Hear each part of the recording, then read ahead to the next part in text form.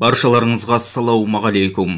Әлеуметтік желіні шулатып жатқан Тоқтар Жақаштың Facebook парақшасында Мұхамеджан Тазабековке қатысты мынандай ақпарат жарық көрді. Мұхамеджан Тазабеков асыл арнаны пәлен жыл басқарғанда бухгалтерлік қағаздардың бірде-біреуі дұрыс емес еді.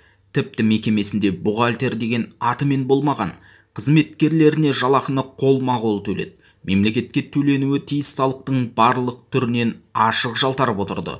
Оның жалтаруына Қайрат Сатыбалды, Бекболат Тілеуханов сияқты көкелері көмектесті. Жалпы мемлекет салығынан жалтарудың исламдағы үкімі қандай еді? Білетіндер астына жаза жатар. Әзірге Мият Кәшібайдың хабарына назар аударайық. Оның жазуынша Мұхамеджан Тазабеков Тәлім ТВ-ға иелік ететін асыл арна жауапкершілігі шектеулі серіктестігінің құрылтайшылығынан шығып кетіпті.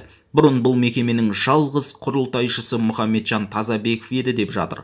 Яғни құлағымен ін қазған Мұхай ертең тексерулер бола қалса, Нұржан Жарас деген кісі құрбандыққа шалуға дайындап қойыпты. Арыс қаласында туған Нұржан Жарас туралы қосымша мәліметпен суретті алып тастадым. Өйткені тағы да бір Нұржан Жарас деген жігіт асыл арнада бұрыннан техник болып істейтін. Сол болуы бек мүмкін. Ал анау Ушлый Тазабеков қай жаққа қашып кеткелі жатыр екен дейді Тоқтар Жақаш өз жазбасында. Өздеріңіз жақсы білесіздер.